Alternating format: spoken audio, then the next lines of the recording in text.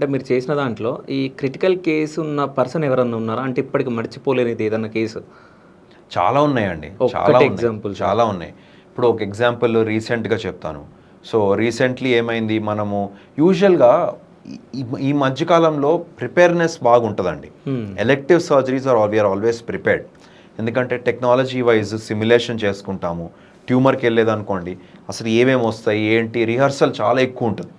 So, అలాంటి surprises ఈ మధ్య కాలంలో ఎలెక్టివ్ సర్జరీస్ తగ్గిపోయినాయి.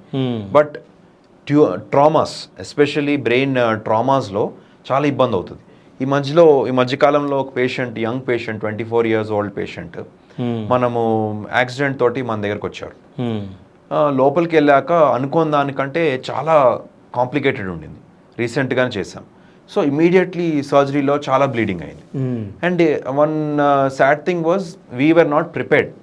సింపుల్గా అయిపోతుంది అనుకున్నాం, right? That's the thing I'm telling you. సింపుల్గా అయిపోతుంది అనుకుని అంత స్కాన్లో అంత ఇబ్బంది లేదు.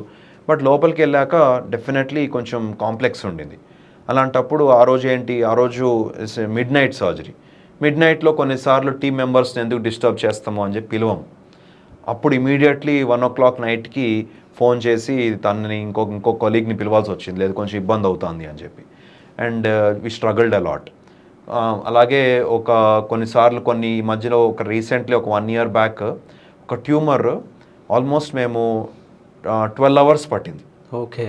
కంటిన్యూస్గా 12 hours పట్టింది. ఎందుకంటే వెరీ కాంప్లెక్స్.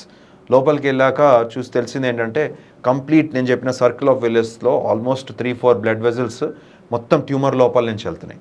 సో ఒక్కొక్క దాన్ని సపరేట్ చేసుకొని చేస్తానికి మనకి దగ్గర 12 గంటలు పట్టింది సర్జరీ. సో ఇట్లా కొన్ని అన్ఫర్గెటబుల్ సర్జరీస్ ఇప్పటికీ ఉంటాయండి. మనం చేస్తున్నా కానీ అన్ఫర్గెటబుల్ సర్జరీస్ ఉంటాయి. But we have to go through them. That's about it. Okay.